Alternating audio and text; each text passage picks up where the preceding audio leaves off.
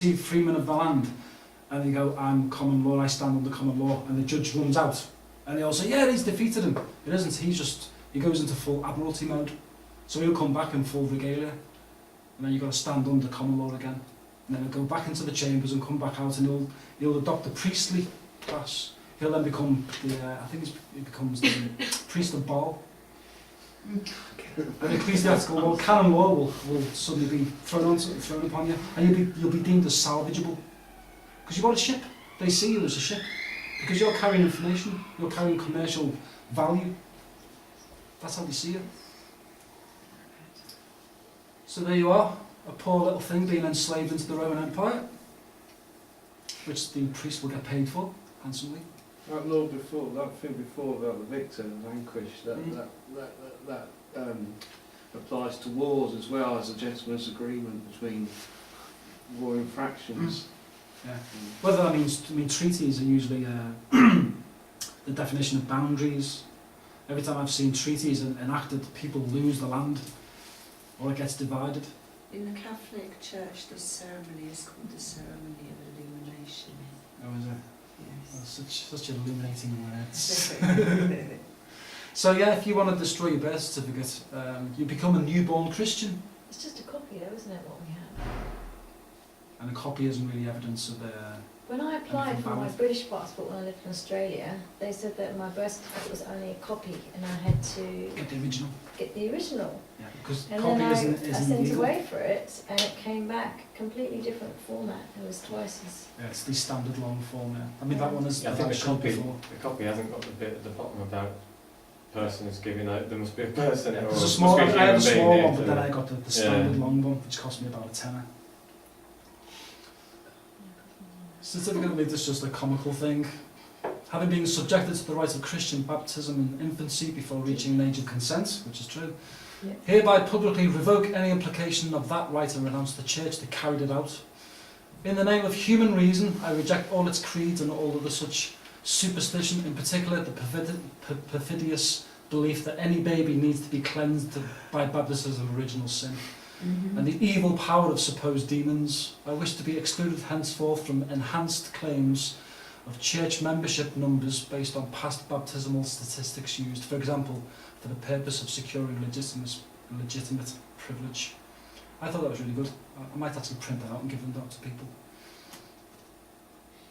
So what happens is you're born, you come out your mother's canal, birth canal. You don't exist until that point. Until you're handed over by registering, which your parents inform on you. They don't realise what they're doing, of course. How would they? They never had books. You know, we didn't get education until the 1940s. And most of the parents were all either in rough jobs or they were all recovering from post-war. So you hand up to the high one, the high priest, the doctor, as we call them, or the Torahs in the high place. Circumcision is another different ball game, but again, I just like that picture because I thought it was amusing. It actually says on the thing, you can't see that, it says circumcision no longer recommended. And his first words goes back to the Bible, all the circumcision stuff, again, which is to do with covenants and contracts. Registration of stock.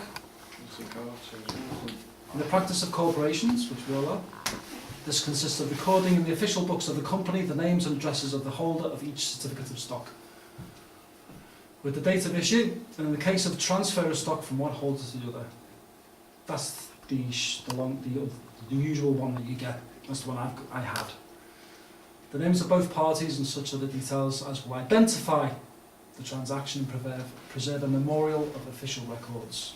So someone owns this original, you get the copy. So this is what they're trading. They're trading your certificate.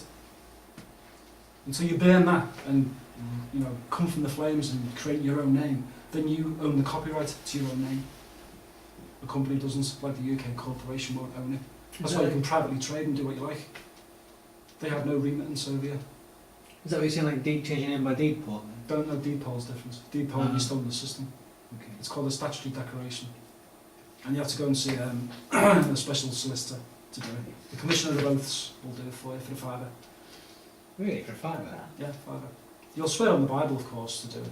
You'll have to swear on the Bible to change it. But that's not a big deal, because I don't really believe in all that crap anyway. So. No. We see this quite a lot. mummification. But in the secret societies, what essentially happens is you get taken into the brotherhood with the lion's grip. And what that's essentially happening is they're getting pulled from society. That means they are now tax exempt because they're a brother. They're not a subject, they're not a slave, they're not a civilian, they're a brother. So every time you see this, just understand that means they're not part of this society. They're in a different organisation to you. So we'll get boxed in them when we die, but at the end of the day, they own me. So when my dad dies, me and my brother had this conversation. When my father passes away, they own his body, so they can get rid of him. My dad will leave, he's already gone. Nothing to do with me. You own him, you get rid of him. And it's not cruel, it's not callous. My dad understands. So if for a loved one to die, it can be quite crippling for people. Yeah. For funeral costs and everything. Exactly. It's just Let them take care of it. dispose. Yeah. Birth and death registers is also civil law. Let them dispose of the body. It's only a shell. It's only a vessel. It just carries the spirit. Me and my brother have concluded. Let them deal with it. My dad's left. He'll have left in half an hour after he's dead. Quick one, just to. I always throw this out to people. Genesis 11. It's all about law. But the Lord came down to see the city and the tower which the sons of men had built. The Tower of Babel being the place where they were trying to build, this thing to get to God. And the Lord said, indeed the people have one, and they are all one language. So we're all speaking common law language, we're all trading, we're all doing our own thing, no one's interfering. In the Bible as well, the Tower of Babel is one chapter, it's about that big. Tower of Babel, there it goes to something else. So it doesn't even cover what? Big monumental thing, we're all speaking the same language, and then all of a sudden, tiny chapter, and we're all confused. Come, let us go down. Notice it's us. Plural. Elohim is a feminine derivative as well, so it's a female. And they confuse their language and they may not understand one another's speech. Now I contend to people, was that the instruction of legalese? Because you'll see in Sumerian law, there's two systems. There's the administrative, priestly language, which is cuneiform, and then you have the Akkadian, which is the vernacular, the street language, what you get to deal with every day. Like what we're doing, the Queen's English is the same. It's not legalese. So I contend to people, maybe that's what happened. Maybe a new law was imposed on people so they couldn't speak with one another, because what does that mean? Blue doesn't mean blue. No, blue means red. Okay. I'll just throw it out there. Could be wrong. Don't know. There's just some of the European Union building this Tower of Babel, isn't there? But they're also creating a new language for it. Yeah. I mean, This is where language is this is the something crux like of the that. problem. You'll see where you've changed now. British Nationality Act, 1948, straight after the creation of Israel as a state, but also something else happened. Part 1. Every corporation who under this act is a citizen of the United Kingdom and colonies, and who under any enactment this time being in force in any country mentioned in subsection 3, this section is a citizen of that country, shall be, by virtue of that citizenship, have the status of British subject. Now one thing you've got to understand on that is the United Kingdom is a company. So what's essentially happened here is they've just changed your nomenclature to being a British subject. To them, not the Queen.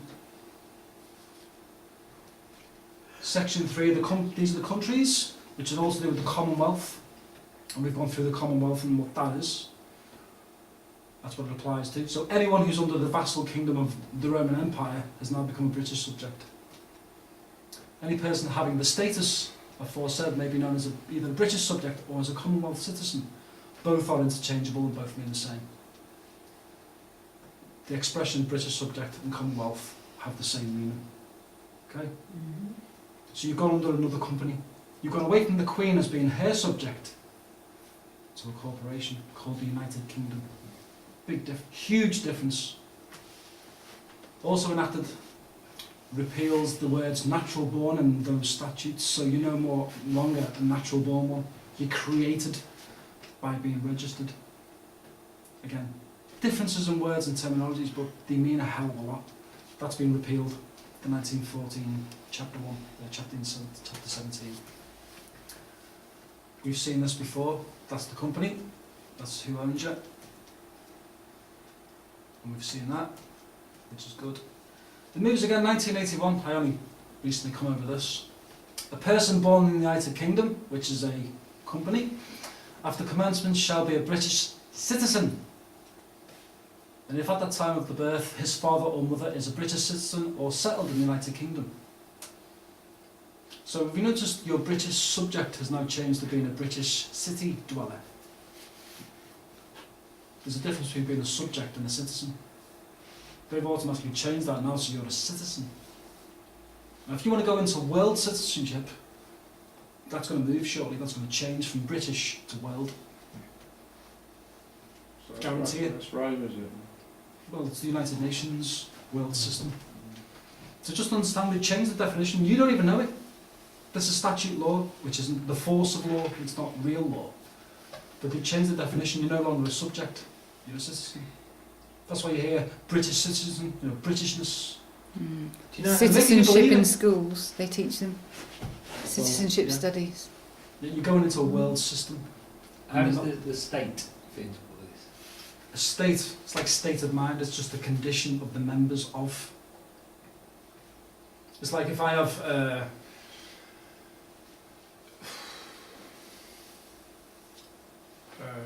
what's the best way to define it? A state is how the people function as members of, if that makes sense. If you're members of society, your function as a functioning state is to pay taxes, to do what's right for the government. It's like Aristotle, when he was in Greece, you could have certain what they call polis, which is a city-state, which means you could have ultimate democracy, where everything's fair. You could have ultimate tyranny in one state, where they're completely subjugated and dominated. But it didn't matter to him, because that was the state. That was the state of the city. You could stay in that city all you like, but you could move around. But he didn't. It didn't matter to him. So when I asked FY requesting the Ministry of Justice to evidence their claim of authority, after loads and loads of time, they eventually their one opinion was doesn't matter what you've done, the state has jurisdiction of you. That really doesn't mean anything. No. The state in this part would be the United Kingdom Corporation. That's the state, like the state of affairs, is the character of it, pretty much. So, superseded by the British Overseas Territories, which pretty much said that anyone who's under foreign policy dictatorial powers of democracy, if you wanted to register your children, that's been removed. So you wouldn't be a British Overseas citizen. It's changed. You're not a natural born citizen. It's kind of technical. Essentially, that's what happens. If you're taken under the realm of the empire and you register, you go under the overseas. Say if you're in Canada, that will apply because you're part of the vassal kingdoms, the self-governing dominions. It's just the nomenclature. That's all it is. Fiduciary. This will be important to most people. If you go into court, this will apply because you are. The term is derived from Roman law. Again, you'll see time after time. A person holding the character analogous to that of the trustee in respect to the trust and confidence involved in it. So essentially what that says is, if you go into the court system, you'll have a beneficiary and a trustee. And what that will do is, there'll always be the idea that there's a relationship there. Okay, we're going to have to Gotta go. end there.